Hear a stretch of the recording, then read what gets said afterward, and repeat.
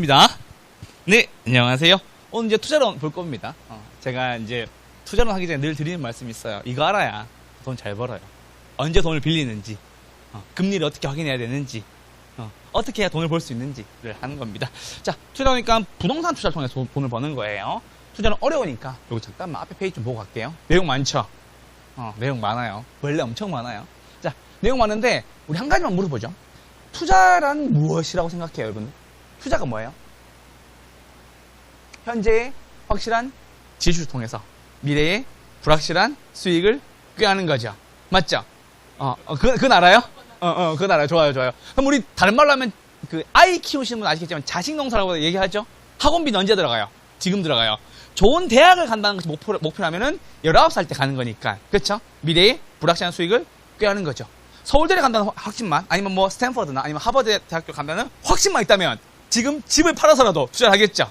하지만 그렇지 못할 가능성이 높기 때문에 못하고 있는 겁니다. 그래서 투자에 대해서 배울 겁니다. 자, 투자에서 배울 거고, 두 번째 지렛대과입니다. 대한민국은 전 세계에서도 유독 부동산에 대한 투자 자산 비용이 한 70%에서 80% 사이 정도 되는 나라고, 특히나 레버리지, 즉 뭐다? 다른 사람의, 타인의 부채를 활용하는 굉장히 큰 국가 중에 하나입니다. 그래서 레버리지에서 배울 거예요. 레버리지 배울 거고, 수익률 배울 겁니다. 자, 투자의 위험과 수익률이 정리됐고요. 위험과 수익도 마찬가지고, 평균분산 집에 올리는 제가 나중에 이왕이면 다홍치마다 라고 해서 말씀을 드릴 거예요. 그리고 투자 분석까지 별표. 여기서 계산 문제 나옵니다. 그래서 일단은 여러분들이 수업 들으신 분들은 요 페이지를 크게 한번 보시고 반드시 한번 정리를 하시길 부탁드립니다. 그리고 계산 문제까지 제가 써왔는데 요거는 아마 계산 문제를 풀어야 되는 계산 문제가 있고 안 풀어야 되는 계산 문제가 있는데, 투자론 같은 경우에는 풀어야 되는 계산 문제가 반드시 있어요. 왜? 반드시 한두 문제를 쉽게 던져줘요. 툭 그냥 바로 풀릴 수 있도록. 뭐 작년 같은 경우에는 투자 가치가 얼마인가 라고 나왔을 때 순영업 소득에서 요구 수익 나누는 거 5억 나왔던 거, 그런 문제들은 나오는데, 투자론 같은 경우에는 여러분들이 좀 꼼꼼하게 들어놓으시면, 제가 만약에 내가 학개론을 70점 이상 혹은 80점 가까이 맞고 싶다 하시는 분들은 반투자론을 꼭 잘 들어주시길 바랍니다. 제가 제일 좋아하는 파트이기도 한데 항상 가르치고 나면 어렵다고 하시더라고요. 그냥 출발해 보시죠. 자, 이제 보시죠. 자, 투자가 뭐였죠? 현재 확실한 지출 통해서 미래의 불확실한 수익을 꾀하는 거예요. 잠깐만, 여기서 한번 깨달아 봅시다. 돈 나가는 건 지금이죠. 돈 들어오는 건 언제예요? 미래죠. 확실해요, 불확실해요? 불확실하죠. 그러면 잘 보세요. 부동산 투자 분석 기법의 가장 키포인트가 되는 게 이거예요. 그러면은 이 미래의 불확실한 수익을 현재 시점으로 가져와서 가치를 계산해 보면 되겠네요. 그럼 내가 얼마만큼 돈 넣어야 될지 알 수 있겠네요. 맞죠? 자, 더 쉽게 설명해 볼게요.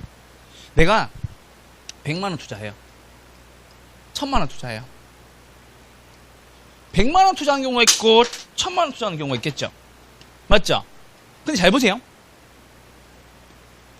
100만원 투자할 만한 가치가 있는지 없는지 어떻게 알아요? 모르죠? 맞죠? 근데 그걸 뭘 보고 비교하는 거예요? 미래의 수익을 보고 비교하는 거죠. 이 수익과 이 수익을 비교하려면은 요거는 미래에 들어오는 수익이니까 얘를 언제로 가져와야 돼요? 항상 현재로 가져와야 되겠죠? 맞죠? 왜? 현재 유입의 가치로 볼 수 있어야 되겠죠? 맞아요? 자, 만약에 이자율이 20%였어.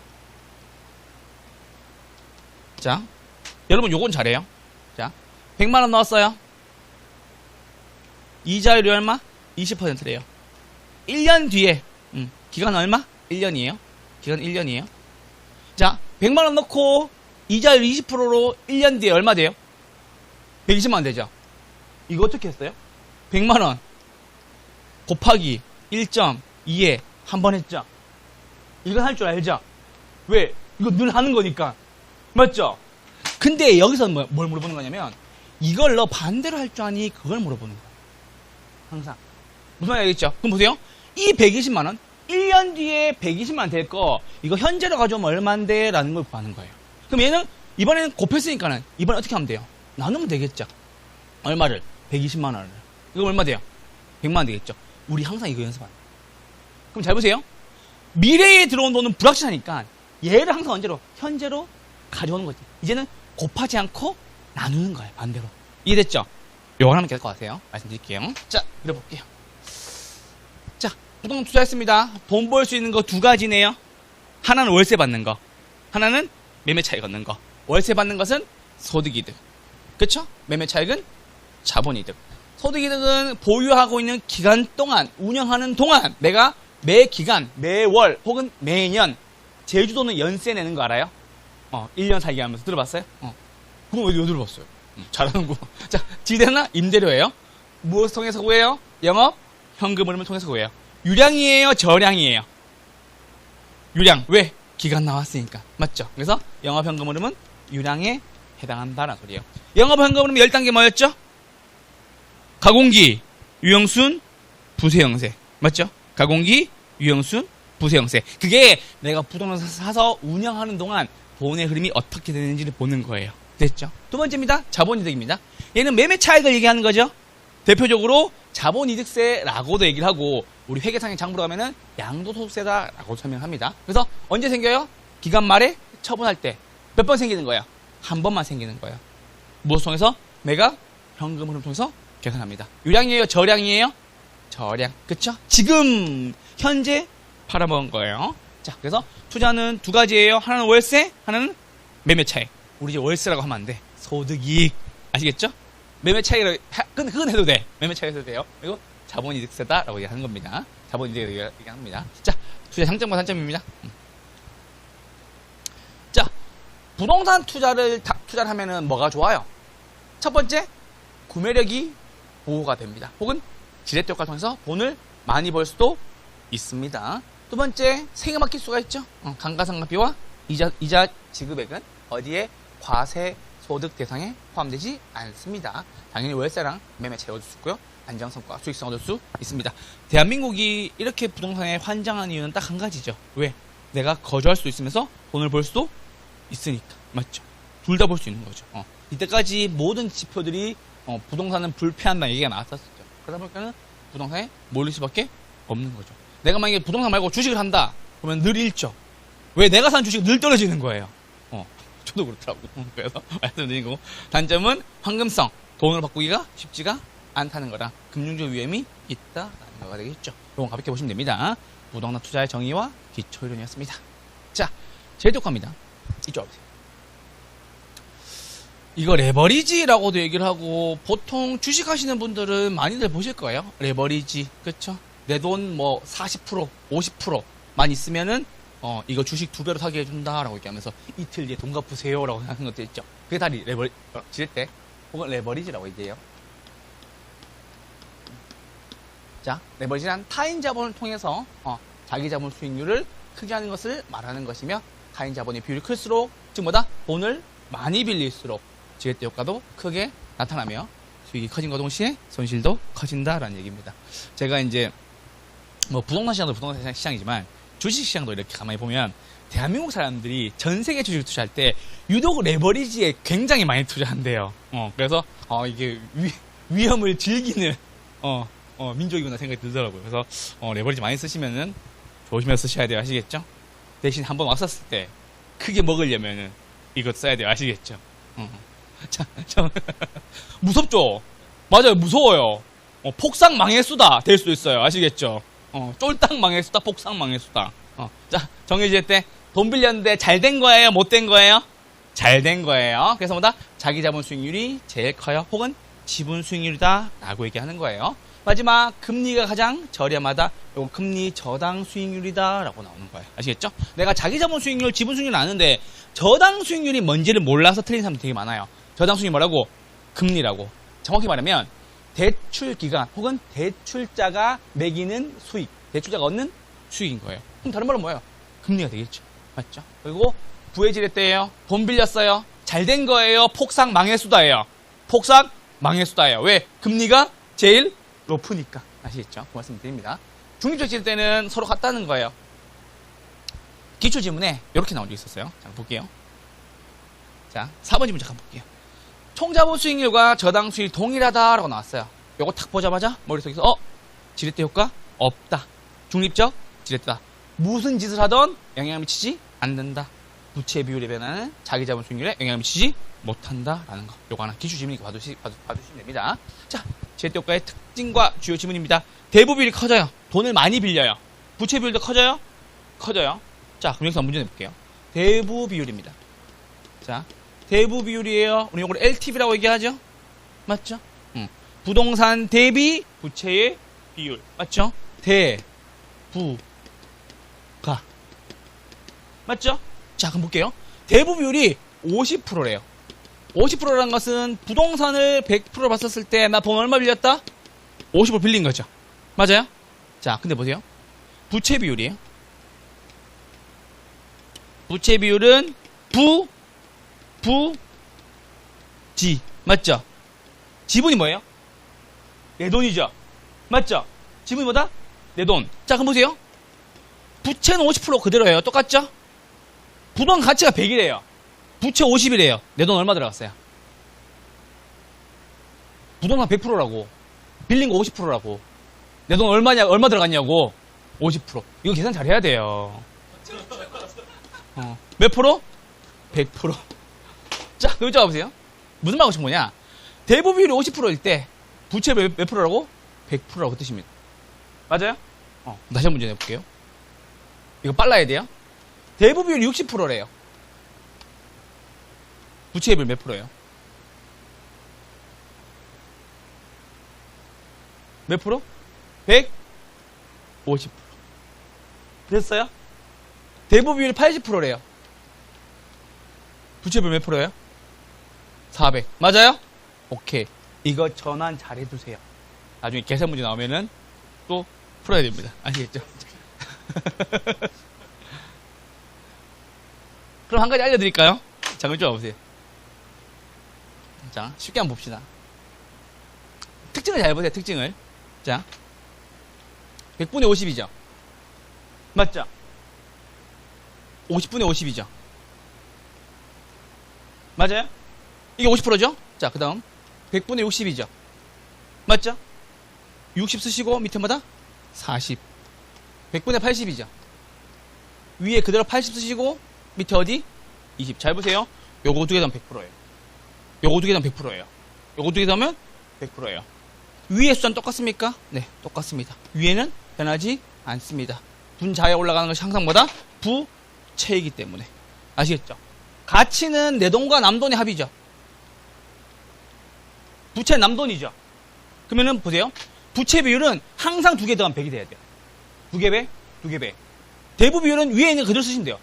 오케이? 그리고 보세요. 제가 이거 대부 비율 딱 떴을 때 왜 한 번에 딱 기억이 나냐면 80%죠. 위에 80 올라가죠.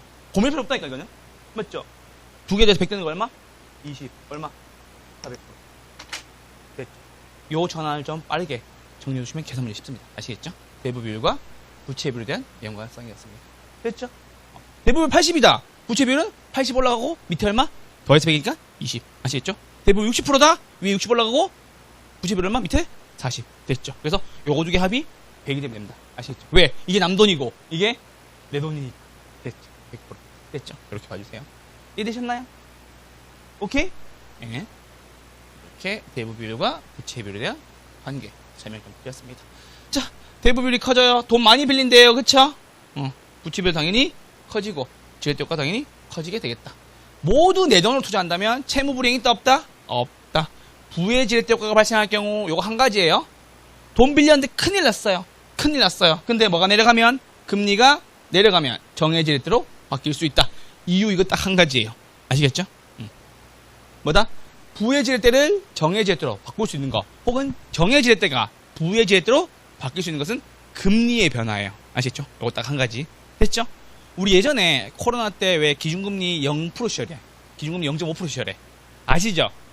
그때 막 돈 빌려보면 제가 그때 그 공무원 분이었죠. 공무원 분이 이렇게 가서 한번 딱 다 처리해 준 적이 있었는데 금리가 가상금리까지 더해가지고 2.8 얼마 나오더라고요. 2.81인가 8인가 나왔었어요. 그때 기준금리 0%. 근데 지금 변동률에 따라서 금리가 엄청 올라갔죠. 맞죠? 그래서 그 코로나 당시에는 돈을 벌다가 지금은 어떻게 돼요? 돈을 못 벌 수도 망했다니요. 망했대요. 망했대요. 그래서 그때는 금리 2%대로 빌리다가 지금 막 4%, 5%로 올라가가지고 좀 힘들다고 하시더라고요. 그 얘기 나와가지고 말씀드렸던 겁니다. 그래서 부의 지렛대 효과가 발생한 경우 뭐다? 금리가 낮아지면 정해 지렛대로 바꿀 수 있다. 정해 지렛대였다가도 뭐가 올라가면? 금리가 올라가면 그게 뭔데? 저당 수익률이 올라가게 되면 뭘로? 부의 지렛대로 바뀔 수도 있다는 겁니다. 그래서 왜 여러분들 그 연끌했던 사람들 힘들다 하는 소리가 그거잖아. 맞죠? 연끌했던 사람들 예전에는 막 그 내가 한 200만 원만 한 달에 한 200만 원만 내면 되는데 지금 거의 얼마? 거의 2배로 올라갔어요. 그래서 400, 500씩 내야 돼요. 그러니까 견디기가 힘들지. 그 말씀드리는 겁니다. 지렛대의 종류와 특징이었습니다. 자, 그쪽 와보시죠. 지렛대가 3개죠, 크게. 지렛대에서 나오는 우리 수익률은 3가지인데 무엇만 하나만 잘 기억하면 되냐면 요거 지분 수익률 계산 문제 요거는 하나 잘 기억해 주셔야 돼요. 크게 2가지예요. 계산 공식 2가지예요. 내 돈 누가? 순이가. 기억나시죠? 내 돈 누가? 순이가. 순영소득에서 이자 빼고 가치 상승분은 더한다. 아시죠? 요거 첫 번째 문제. 요게 보통 한 7, 80%로 요 문제가 나와요. 나온다면. 그리고 20, 30%로 요 문제가 나와요. 참고로 20몇 회 때인가 갑자기 정확히 기억이 안 나는데 요 문제를 냈다가 27회인가 8회쯤에 이 문제에 대해서 부채 비율과 대부 비율이 오류가 나가지고 문제 오류가 나가지고 이 문제를 내는 거에 대한 두려움이 좀 있어요. 출제위원들이. 왜냐면 자기네들도 부채 비율과 대부 비율이 헷갈렸던 거야. 그래가지고 문제를 냈는데 10% 11%가 서로 바꿔 쓰는 바람에 틀린 적이 있었어요. 그래서 요게 나오긴 나왔었던 적이 있었는데 요 문제가 기출 오류, 출제 오류로 인해서 문제 다 맡겨줬던 문제라서 좀 전력이 있습니다. 말씀드리는 거예요. 2개. 그래서 첫 번째 지분 수익률 불안 계산 문제는 내 돈분해 누가? 순이가. 아시겠죠?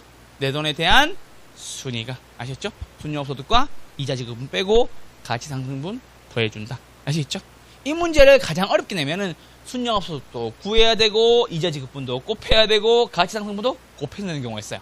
근데 순영업소득 지문에서 줍니다. 줘요. 이자 지급분은 우리 부동산 가치에다가 금리만 줘서 이렇게 곱해서 계산하게 만듭니다. 아시겠죠? 그리고 가치 상승분도 연 얼마씩 올랐다라고 부동산 가치에다가 가치를 곱하기도 합니다. 상승분만큼을. 그래서 지분 수익률 구간 계산 문제 첫 번째는 내 돈 누가? 순이가 였습니다. 두 번째는 총자본 수익률 더하기 총자본 수익률에서 저당 수익률 빼고 부채 비율 곱해서 내는 겁니다. 자, 문제 한번 보시죠. 얼마나 쉬운지 봅시다. 자, 총자본 수익률이 10%예요. 저당 수익률이 8%예요. 부채 비율이 50%예요. 이 계산 문제 어떻게 풀어야 돼요? 있는 거 쓰면 되죠? 10 더하기 10 빼기 8 곱하기 얼마? 50%. 요거 2네요. 2의 절반이니까 1이죠? 10 더하기 1은 얼마? 11%. 됐죠? 그럼 문제 한번 바꿔볼게요. 요게 문제였던 거예요. 대부 비율이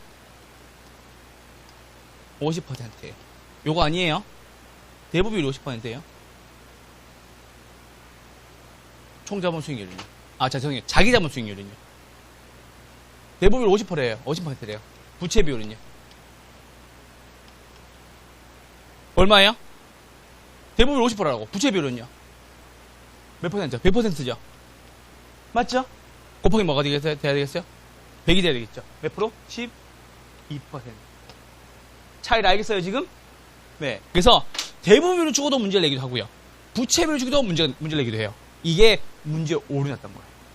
이거 11 바꿔놨던 거야. 출제는 착각해가지고. 아시겠죠? 근데 이거를 시험 문제 나올 때까지 아무도 몰랐더라고. 그래서 보세요. 대부분이 50%일 때는 얼마? 지분 수익률이 12%였고. 맞죠? 아까 부채 비율이 50%일 때는 몇 퍼센트? 11%였다. 그거 말씀드립니다. 나중에 뒤에 문제 다 만들어놨어요. 제가 걱정하지 마세요. 또 이거 왜 그랬지? 라고 싶은 분들 걱정하지 말고 따라오세요. 뒤에 지문에서 문제 다 만들어놨어요. 걱정하지 마세요. 자, 그래서 지분 수익률 계산 문제 2문제 아시겠죠? 2가지 유형을 나올 수 있고 첫 번째는 뭐다? 내 돈에 대한 순위가 됐죠? 총자본 수익률 더하기 총자본 수익률에서 저당 수익률 빼고 부채 비율 곱했다는 거 아시겠죠? 부채 비율이 아시겠죠? 대부 비율 아니에요? 혹시나 대부 비율로 나오더라도 뭘로? 부채 비율로 전환을 해서 문제를 푸셔야 돼요. 아시겠죠? 그 말씀 드린 거예요. 그래서 지분 수익률 구간 계산 문제 2개. 내 돈에 대한 순위가 맞죠? 두 번째는 총 더하기 총에서 저 빼고 부채 비율 곱한다 라는 겁니다. 총자본 수익률이랑 저당 수익률 됐습니다. 오늘 보기만 하시면 됩니다. 총자본 수익률은 돈 넣은 거 전부, 저당 수익률은 금리나 이자에 대한 이야기였습니다. 자, 그 다음 넘어오시죠. 자, 이제 투자 수익률입니다. 자, 보세요. 이걸 왜 틀려오는 거지? 얼마나 쉬운데. 이쪽 보세요. 자, 내가 부동산 하고 있어요. 손님이 왔어. 이런 경우 되게 많이 겪게 될 거예요. 사장님, 제가 한 50억 정도가 있는데 수익률 3% 정도 이상 되는 3% 이상 되는 맞죠? 건물 있으면 보여주세요 라고 얘기했어요. 이때에 의뢰인이 지금 뭐다? 손님이 나한테 얘기한 수익률, 요구 수익률이에요? 기대 수익률이에요? 요구 수익률이죠. 왜? 손님이 나한테 요구했으니까 요구 수익률. 그럼 이것보다 수익률이 높은 건물을 보여줘야 돼요? 낮은 건물을 보여줘야 돼요? 낮은 건물 보여주면 싸대기 맞죠? 야, 내가 50억 투자하는데 너 지금 2% 장난해야? 이렇게 때리겠죠. 이렇게. 미안합니다. 아시겠죠? 그냥 그런 거예요. 자, 그럼 이쪽 보세요. 요구 수익이라는 이 뜻이에요. 내가 투자를 하려고 하는데 투자에 대한 그 위험을 감수하고도 투자자가 대상 부동산에 투자하기 위해서 보장되어야 할 최소한의 수익률. 제가 뭐라 그랬죠? 사장님, 3% 이상 되는 수익률 있는 건물 보여주세요라고 얘기했죠? 자, 여기서 우리 이제 브리핑합니다. 그러면, 그러세요? 그럼 저희가 한 35억 정도 되는데 수익률 4.8% 정도 되는 건물이 있는데 보러 가실래요? 라고 얘기를 했죠? 이때 얘기했던 4.8%의 수익률은 요구한 거예요. 우리가 그 건물을 삼으로 인해서 기대할 수 있는 거예요. 기대할 수 있는 거죠. 그래서 기대 수익률이라고. 됐죠, 지금? 기대 수익률은 누가? 중개사가 이 정도의 수익이 기대됩니다라고 브리핑한 수익률이고, 요구 수익률은 손님이 와서 나한테 이거 이상 해주세요 라고 요구하기 때문에 요구 수익률이라고. 됐죠, 지금? 이거 헷갈리면 안 돼요? 맨날 문제 나와요. 요구 수익률은 최소한의 수익률이다. 맞죠? 요구 수익률은 최대한의 수익률이래요. 근데 이것 중에 맨날 틀린다고. 욕심만 많아가지고 수익률 많이 얻으려고. 아시겠죠? 맞다? 요구 수익률은 최소한의 수익률. 기대 수익률은 잘 보세요. 투자 대상으로부터 발생되는 혹은 기대되는 예상 수익률, 예상 수입과 예상 지출을 기초로 계산하는 문제입니다라는 거예요. 그럼 봐봐, 어렵지 않잖아. 요구 수익률 누가? 손님이 나한테 요구하는 거예요. 기대 수익률은 누가? 내가 브리핑해주는 거. 이 건물을 삼으로 인해서 얼마만큼의 수익이 기대됩니다. 혹은 예상됩니다는 거예요. 사전, 사후, 전적 수익률 되겠죠. 왜? 건물 보러 가기 전에, 건물 사기 전에 내가 먼저 브리핑 해줘야 되니까. 됐죠? 그 뜻입니다. 자, 이쪽 오세요. 자, 그래서 상황이에요, 상황. 계산 문제가 나올 수 있습니다. 별표시고 뭐다? 순수익에다 확률을 곱하고 각각을 하시면 됩니다. 뭐다? 곱더 하시면 돼요. 곱더. 아시겠죠? 곱더. 곱하고 더한다. 곱하고 더해준다. 요거는 계산 문제 같은 경우에는 한번 보고 푸시는 게 더 빠르니까 어쨌든 상황별 수익에 곱하고 더한다. 곱하고 더한다. 이거 저와 함께 계산 문제 풀었을 때 몇 개 푼 적 있어요, 분명히. 되게 쉽게 풀었었죠, 맞죠? 옆에 끼리 곱하고 세로끼리 더했던 거. 웃으시는 분은 모르는 거고, 대답하시는 분은 아는 거고, 이게 씩 웃는 분은 있어. 그랬나요?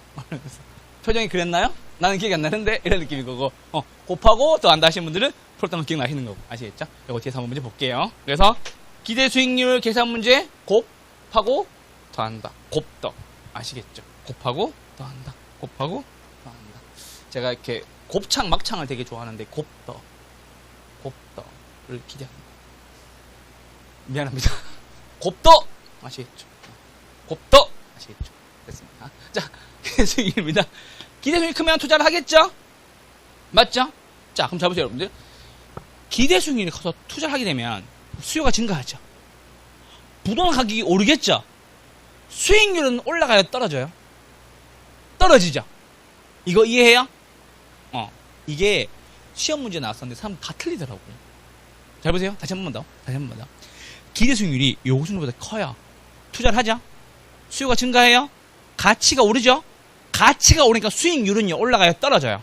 떨어진다. 오케이. 반대로 요구 수익률이 커요? 투자 안 하죠? 수요가 감소하죠? 인기가 없네요? 가치가 떨어지죠? 수익률은요, 올라가게 된다. 그 뜻입니다. 그게 투자 균형에 대한 이야기예요. 우리 조금만 생각해보면 너무 쉬웠던 건데 지문에서 나왔을 때 읽었을 때 감이 안 오실까봐 말씀드리는 거예요. 아시겠죠? 그래서 뭐다?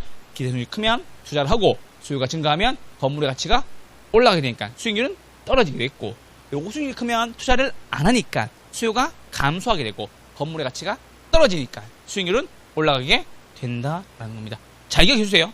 아시겠죠? 자, 요구 수익률입니다. 투자에 대한 위험이 주셨을 때 투자자가 대상 부동산에 대한 투자를 결정하기 위해서 보장되어야 할 최소한의 수익률이고요. 무위험률과 위험할증률이에요. 자, 첫 번째 무위험률은 시간의 경과에 따라서 내가 얻게 되는 수익률을 얘기하는 거예요. 대표적으로 예금 있겠죠. 맞죠? 국채나 공채가 있겠죠. 요즘에는 이걸 얘기하기가 좀 민망한 게 저축률이 되게 낮죠. 왜냐면 다들 다 막 투자로 다니니까. 그래서 어쨌든 요거 중에는 무위험률도 있다라는 겁니다. 아시겠죠? 지금 보니까는 보통 이제 예금 금리가 한 3점대 한 초중반? 높으면 한 4%까지 가더라고요. 그래서 요거 무위험률이었고요. 두 번째는 위험 할증률입니다. 요건 뭐냐면 내가 위험을 감당하는 만큼의 대가를 요구하는 거예요. 여러분 잘 보세요. 어떤 사람이 가상화폐를 투자하면서 나는 연수익 2%로 노려요 라고 얘기해요. 가상화폐 코인 투자하면서 나는 연수익률 2%로 노려요 라고 얘기한다면 그런 사람한테 뭐라고 얘기해야 되겠어요? 미쳤다래요. 미쳤다! 아시겠죠? 그럼 아니 그렇게 얘기하면 되지. 조용히 얘기해야 되겠지. 무위험률에 투자하세요 라고 얘기해요. 아시겠죠? 우리 요즘에 투자하면 금리도 3% 넘게 줘요 라고 얘기하는 거예요. 아시겠죠? 그 뜻이에요. 그래서 내가 위험을 감수하는 만큼 수익률을 더 요구하는 거예요. 오케이? 됐죠? 말씀드립니다. 자, 그리고 예상 인플레이션율은 요건 뭐냐면 화폐 가치가 떨어지는 거죠. 물가가 상승하고 그만큼 수익률을 더 요구한다는 거예요. 됐어요? 잠깐만. 인플레가 발생하면 어떻게 돼요? 화폐 가치가 떨어지고 맞죠? 물가가 상승하니까는 내가 수익률이 똑같아도 그 받는 50만 원이 가치가 떨어지죠? 그만큼을 반영을 해야 되겠지. 이거 좀 이해돼요? 여기까지. 자, 그럼 보세요. 이렇게 나왔어. 자, 투자 가치를 구하여라 라는 소리예요. 작년 기출 문제예요. 투자 가치는 얼마인가? 라고 나왔어요. 자, 순영업 소득이 4,500만 원이고 잠깐만. 순영업 소득 밑에는 요구 수익. 자, 다음 문제에서 투자 가치를 구하여라 라고 나왔어요. 똑같아요. 순영업 소득이 4,500만 원이에요. 4,500만 원 쓰면 되겠죠? 됐죠? 투자 가치마다 순영업 소득이 요구 수익률이니까 짐을 줬어요. 그리고 이렇게 줬어. 무위험률이 3%. 위험 할증률이 3%. 그리고 예상 인플레가 2% 이렇게 줬어요. 3, 4, 2다. 미안합니다. 3%, 4%, 2%예요. 투자 가치가 얼마인가라고 했어요. 그러면은 요거 수익률 요거 세 개 다 더하면 되겠죠? 하나, 둘, 셋. 3 더하기 4 더하기 2는 끄덕끄덕 하면 어떡해요? 3 더하기 4 더하기 2는 알겠대. 전 알아요 이미. 시험 보러 여러분이 가시는 거라니까? 난 안다니까? 몇 %? 9%. 이거 얼마 나와요? 5. 답은 5억이었죠. 5, 9, 45. 요것도 바꿔도 되죠? 그러니까는, 보세요. 투자론의 가장 큰 특징은 뭐냐면, 문제가 어려우면 확 어렵고요. 혹은 시간이 걸리면 확 걸리고요. 그리고 깜짝 문제로 등장할 수도 있다라는 말씀 드리는 거예요. 아시겠죠? 저쪽 보세요. 투자 가치 어떻게 구한다고? 순영업 소득에서 요구 수익률을 뺀다고. 순영업 소득 줍니까? 줍니다. 요구 수익률 줍니까? 안 줍니다. 근데 우리는 무엇을 더하고 빼는지를 결정하셔야 된다는 말씀 드리는 거예요. 자, 더하는 목록과 빼는 목록입니다. 자, 잘 보세요. 더하는 목록은 내가 피해를 입는 것만큼 더하는 거예요. 맞죠? 내가 손해보니까 뭐다? 더 많이 요구해야 되겠죠? 가치가 떨어집니다. 더 해야 돼요. 오케이? 인플레가 발생합니다. 더 해야 돼요. 왜? 화폐 가치가 떨어지니까. 근데 보세요. 예상 디플레이션. 이거는 이건 알고만 계시면 되는데 요거 하나만 체크합시다. 부동산 가치 상승. 자, 여러분들 강남에 있잖아요. 강남에 가면 건물도 요구 수익률이 되게 낮아요. 막 1% 후반대, 2% 초반대 이렇게 나와요. 근데 지방에 저희 가보면은 저희 아버님 건물 같은 경우에도 거의 막 수익률이 한 4% 이상 나와요. 자, 그러면 강남에 있는 건물들은 왜 요구 수익률 낮아도 거래가 잘 될까요? 가치가 올라갈 거에 대한 기대심이 크니까. 됐죠? 맞아요? 그래서 가치 상승은 빼야 된다고. 이해됐어요, 지금? 왜? 강남의 부동산은 가치가 올라갈 거에 대한 기대가 크기 때문에 돈을 적게 요구하기도 한다고요. 생각해 봅시다. 잠깐만. 생각해 봅시다. 잠깐만. 실제로 강남에 가면 2점대 초반, 정말 많이 나와야 2점대 중반까지 나와요. 건물에 대한 수익률이. 그럼 그게 금리보다 싸잖아요. 근데 사람들은 왜 은행에 안 넣고 강남 부동산에 투자하는 거예요? 부동산 가치 상승에 대한 기대치가 굉장히 크기 때문에 그런 거예요. 아시겠죠? 그 말씀을 드리는 거예요. 그래서 가치 상승만큼은 어디 요구 중에서 빼줘도 된다라는 거예요. 여기 구분하세요. 그래서 요걸 봐야 될 것 같아. 예상 인플레랑 요거 가치 상승. 근데 그래도 이게 훨씬 더 중요하죠. 인플레가 생기면 가치에다가 더해준다. 왜? 화폐 가치가 떨어질까봐 그만큼 더 많이 요구하게 된다라는 이야기입니다. 됐죠? 그래서 무 더하기 위험 할증률 더하기 예상 인플레이션까지 더해준다. 아시겠죠? 드립니다. 인플레랑 디플레 반대니까 말씀드립니다. 자, 그래서 투자 가치는 순정으로 나누기 요구 수익률이고요. 실현 수익률은 사후에 달성된 수익률입니다. 우리는 요구 수익률에 대해서 정확하게 알고 넘어가셔야 됩니다. 아시겠죠? 왜냐하면 잘 보세요. 요구 수익률이 왜 중요하냐? 이게 투자를 결정하게 하는 오케이? 기준이 되는 겁니다. 아시겠죠? 그래서 항상 요구 수익률보다 크면 투자를 하는 겁니다. 아시겠죠? 요구 수익률보다 작으면 투자하지 않는 겁니다. 아까 그 손님이 얘기했던 50억 들고 와서 3% 이상 맞춰줘야 건물을 사는 거고, 맞죠? 그 말씀을 드리는 거예요. 이해되셨나요, 지금? 자, 기대 수익률과 요구 수익률이었습니다. 잠깐만. 자, 우리 지금 투자에 대해서 처음 배웠어요. 투자함으로 인해서 얻을 수 있는 수익이 두 가지였었어요. 뭐였어요? 소득이득과 자본이득. 소득이득은 뭐였죠? 월세. 자본이득은 뭐였죠? 매매 차익. 됐죠? 요거 됐고. 두 번째, 우리 지렛대를 통해서 알게 됐던 거 수익률 세 가지였었어요. 첫 번째는 지분 수익률. 두 번째는 총자본 수익률. 세 번째는 저당 수익률.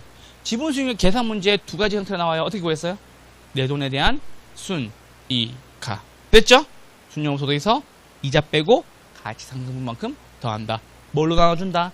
내 돈으로 나눠준다. 맞죠? 내 돈이 뭔데? 지분. 맞죠? 두 번째는 총자본 수익률 더하기 총자본 수익률에서 저당 수익률 빼고 곱하기 무슨 비율? 부채 비율. 됐죠? 그렇게 두 개 구하는 거고, 총자본 수익률이랑 저당 수익률은 됐고, 저당 수익률은 금리, 이자율에 해당한다. 그러면 지분 수익률이 가장 커요. 정해질 때, 부해질 때. 끄덕끄덕 하면 어떡해요? 뭐 제가 다 대답해요? 난 다 안다니까? 자, 지분 수익률과 총자본 수익률과 저당 수익률이 있어요. 지분 수익률이 가장 커요. 무슨 지렛 때? 정해질 때. 그래서 지, 총, 저 이렇게 보시면 됩니다. 이쪽 와보세요. 자, 그래서 이쪽 와봐. 자, 투자로는 한 방에 끝낼 거예요. 진짜 잘하셔야 돼요. 자, 정해질 때예요. 정해질 때 뭐가 가장 크고? 지분 수익률이 가장 크고, 그 다음마다 총자본 수익률, 그 다음마다 저당 수익률. 됐죠? 돈 잘 빌린 거, 못 빌린 거. 잘 빌린 거. 맞죠? 두 번째입니다. 부해질 때입니다. 돈 빌렸는데 잘 빌린 거, 큰일 난 거. 큰일 난 거. 폭삭 망해수다. 아시겠죠? 뭐다? 저당 수익률이 가장 크다. 요게 지총저 딱 놓으시고, 지가 가장 크면 정해질 때, 저가 가장 크면 부해질 때. 그리고 우리 항상 균형의 수호자. 총자본 수익률은 가운데 있으니까 헷갈릴 필요 없습니다. 아시겠죠? 지총저 놓고 지분 수익률이 크다. 그 다음마다 총자본 수익률이 저당 수익률보다 크다. 오케이? 저당 수익률이 가장 작다. 무슨 지렛 때? 정해질 때. 저당 수익률이 가장 크고 총자본 수익률이 그 다음 지분 수익률이 가장 작다. 무슨 지렛 때? 부의 지렛 때. 아시겠죠? 두 가지 구분해 주세요. 됐고, 자, 두 번째. 기대 수익률입니다. 기대 수익률은 내가 브리핑하는, 중개사로서 브리핑하는 이 건물에 투자했었을 때 예상되는 수익을 얘기하는 거죠. 무슨 수익률? 기대 수익률. 어떻게 구한다고? 곱하고 더해서 구한다고. 아시겠죠? 두 번째는 요구 수익률. 누가? 손님이 와서 나한테 3% 이상 주세요 라고 얘기하는 최소한의 수익률. 어떻게 구성된다고? 무위험률 더하기 위험 할증률 더하기 예상 인플레이션율까지 더해준다. 디플레는 빼고 가치 하락은 더해주고 가치 상승은 빼준다라는 소리입니다. 아시겠죠? 요거 세 가지 한번 보세요. 요즘 인플레가 생기고 있는데 디플레까지 유발된다는 얘기가 있어가지고 말씀을 드린 겁니다. 자, 투자 가치는 순영업소득에서 요구 수익률을 나누는 거예요. 걱정할 필요 없어요. 시험에서 다 줬었어요. 아시겠죠? 대신에 요구 수익률에서 무엇을 더하고 빼는지로 구하는 거는 보셔야 되는 겁니다. 그래서 우리 투자의 수익률 세 가지: 기대, 요구, 실현. 실현 수익률 딱히 없어요. 얘는 사후적 수익률이니까 아시겠죠? 그렇게 말씀을 드립니다. 자, 그 다음 넘어가 보시죠. 문제 한번 풀어볼게요. 부동산 투자 수익률에 관한 설명을 옳은 것을 올라라라고 나왔어요. 기대 수익률이 요구 수익률보다 높을 경우 투자자는 투자 가치가 있는 것으로 판단한다. 맞습니까? 네, 맞네요. 2번 기대 수익률은 투자에 대한 위험이 주어졌을 때 투자자가 부동산에 대하여 자금을 투자하기 위해 충족되어야 할 최소한의 수익률을 말한다. 맞아요? 틀려요? 틀렸죠? 틀렸죠? 최소니까 무슨 수익률? 요구 수익률. 투자가 이루어진 후 현실적으로 달성되는 수익률을 요구 수익률이라고 한다. 맞아? 틀려? 틀렸죠? 이게 뭐다? 이게 실현 수익률. 이건 시험에 딱 한 번 나온 적밖에 없어가지고. 아시겠죠? 투자가 이루어진 후 현실적으로 달성된 거. 무슨 수익률? 실현 수익률. 위험이 커요? 수익률은요? 커요. 클수록 뭐다? 커진다. 됐죠, 지금? 자, 투자의 기회를 포기한다는 점에서 기회비용이에요 라고 얘기하는 것도 요구 수익률. 잠깐 이쪽 와보세요.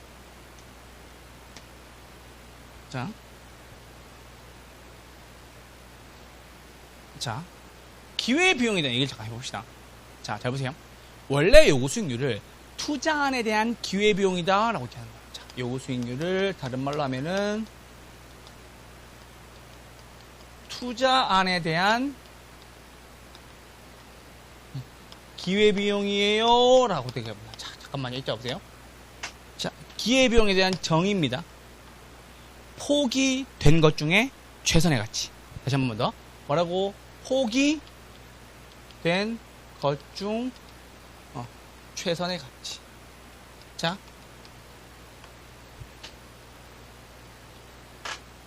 무슨 말인지 볼게요. 자, 기대 수익률이 8%였고 요구 수익률이 6%였어요. 계속 크죠? 투자해요, 안 해요? 투자하죠? 8%를 선택함으로 인해서 내가 뭘 포기했어요? 6%를 포기했죠? 이래서 포기한 것 중에 최선의 가치를 요구 수익률이다 라고 얘기하는 겁니다. 물론 뭐 다른 손님이 와가지고 뭐 4% 이렇게 얘기할 수 있겠죠? 근데 얘는 포함되지 않는 거죠. 왜? 최선의 가치만 되는 거니까. 아시겠죠? 그래서 기회비용이라 뭐라고? 포기된 것 중에 최선의 가치다 라는 거 하나 봐주세요. 5번 질문 아시겠죠? 다른 투자의 기회를 포기한다는 점에서 기회비용이라고 한다. 그래서 뭐다? 무슨 수익률? 요구 수익률. 아시겠죠? 요구 수익률. 요구 수익률. 요구 수익률. 요구 수익률은 뭐다? 기회비용이에요. 여기 하시고 여기 하시면 됩니다. 답은 아까 몇 번? 1번 이었습니다. 됐죠? 이런 문제 나오면은 1번 찍고 넘어가야 되겠지. 아시겠죠? 그렇게 하고 계신가요? 아직 안 돼요? 괜찮아요. 1번이었습니다. 자, 2번입니다. 아까 저한테 궁금하다고 하셨던 분들 이제 보러 오시죠. 기대 수익률 계산 문제 어떻게 구하는 거예요? 이렇게 구하는 거예요. 곱하고 더하는 거예요. 얼마나 쉬운데요. 자, 상황별 확률과 수익률을 곱하고 각각을 더해 주시면 됩니다. 자, 상황이 안 좋아. 경기가 너무 안 좋은 거야. 확률 몇 프로? 20%. 경기가 안 좋을 때 수익이 몇 프로라고? 4%라고. 요거 곱하면 얼마 나오죠? 0.8 나오죠. 맞아요? 0.8 나옵니다. 자, 정상적일 때는 40%의 확률인데 곱하기 괄호가 되어 있어서 이거 알아요? 몰라요? 몰라요. 맞죠? 두 번째, 마지막 세 번째. 경기가 좋대요. 얼마 번다고? 수익률이 10%라고. 얼마 나온다? 4.0 나온다. 맞죠? 그러면은 보세요. 0.8 더하기 네모 더하기 4% 했더니 얼마 나왔다? 8% 나왔다는 소리예요. 얘는 뭐다? 0.8 더하기 네모 더하기 4.0으로 이루어졌다. 맞죠? 네모 안에 들어가면 몇 프로예요? 3.2%죠? 얼마? 3.2%. 맞죠? 4, 8에 32. 얼마? 몇 퍼센트? 8%. 답은 몇 번? 3번이었습니다. 이게 기술률 계산 문제라고. 쉬워요? 어려워요? 쉬워요. 이거는 공식도 필요 없고 계산 문제 몇 문제 풀어보면 자동으로 되는 거니까요. 참고해 주세요. 그래서 기대 수익률 혹은 예상 수익률 구하는 계산 문제는 비관적, 정상적, 낙관적 각각의 확률의 수익률을 곱해서 각각의 수익률을 더해주시면 됩니다. 아시겠죠? 이게 곱더예요. 곱더. 아시겠죠? 뭐라고? 곱하고 더한다. 맞죠? 곱하고 더한다. 곱더. 아시겠죠? 이렇게 곱하고 더해준다. 뭐 잘 안 줘요? 아, 이게 곱창물가 맨날 생각나요. 곱이 별로 없는데? 말하면서. 씻을 때 잘못 씻었나? 말하면서. 이번의 답은 3번이었습니다. 자, 이쪽 오세요, 이제. 우리 아까 기대 수익률 구하는 계산 문제, 기대 수익률이 아니라, 자기 자본 수익률 구하는 계산 문제 첫 번째 지문이 뭐였어요? 내 돈 순위가였죠. 자, 이쪽 오세요.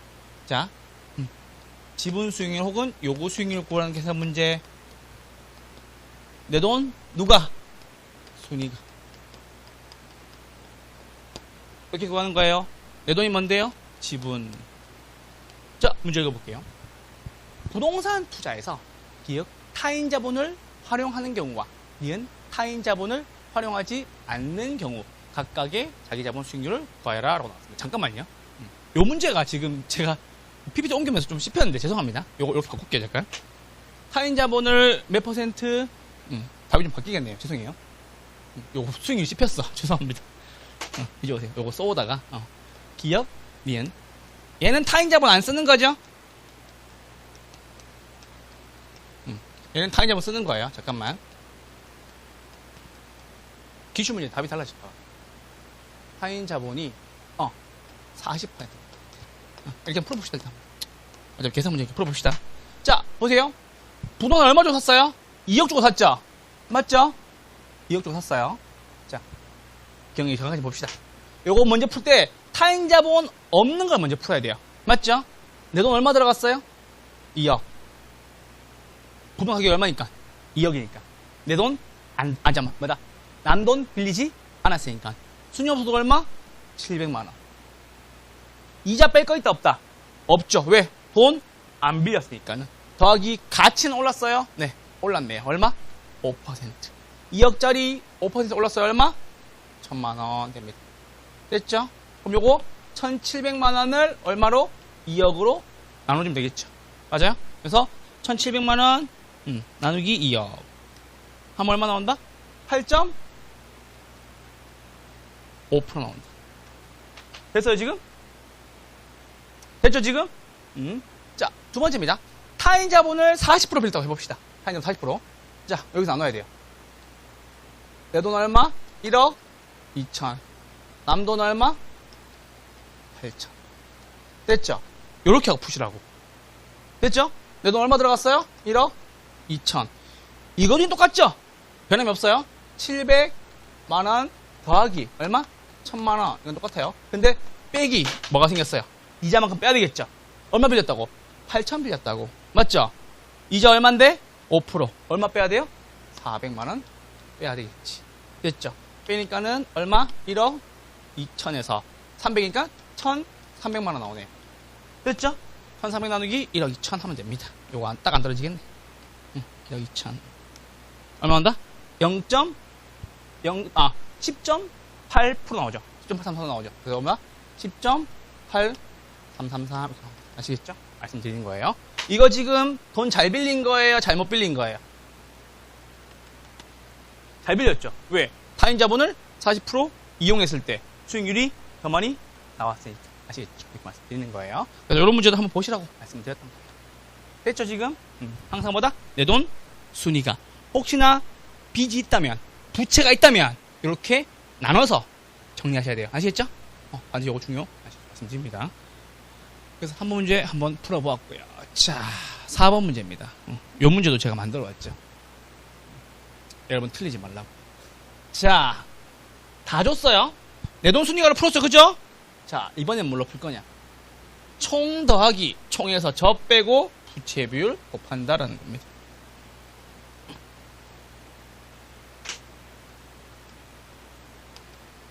총 더하기 총 빼기 저 곱하기 부채 비율. 됐죠? 자, 통자본 수익률 몇 퍼센트? 10%. 잠깐만요. 1번, 2번, 3번 따로 풀 겁니다. 자, 1번 부채 비율이 50%인 경우에요. 기억이죠? 자, 통자본 수익률 몇 프로? 10%. 더하기 통자본 수익률 몇 프로? 10%. 빼기 통자본 수익률 몇 프로? 8%. 맞죠? 부채 비율 50%니까 그걸 곱하시면 되겠죠? 얼마 나온다? 11% 나온다. 보이죠 지금? 자, 배부 비율이 50%래요. 이거 중요하죠. 아까 방금 했었어요. 다 보여줬죠? 자, 얼마?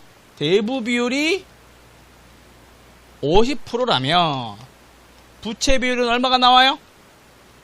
몇 퍼센트? 100%. 맞죠? 100분의 50이니까 부채 비율은 50분의 50이죠. 몇 퍼센트? 100%. 그럼 얘를 가지고 구해야 되겠죠? 맞죠? 10 더하기 10 빼기 8 곱하기 얼마? 100. 얼마 나온다? 12% 나온다. 됐죠? 자, 마지막 부채 비율이 200%인 경우 요건 그냥 구할게요. 10 더하기 10 빼기 8 곱하기 몇 퍼센트? 200%. 2에 2니까 뭐다? 4고 얼마? 14%. 이렇게 아시겠죠? 참고로 기억과 리은 문제의 출제위원이 27회인가 8회쯤에 오류를 포함해서 문제를 다 맞게 해준 이력이 있습니다. 이것도 수익률 반대로 쓴 거지. 12, 11로. 아시겠죠? 원래 11, 12여야 되는데 이거를 12, 11로 쓰면 안 돼. 반대가 돼가지고. 아시겠죠? 4번의 답은 11%, 12% 그리고 14%였습니다. 말씀드립니다.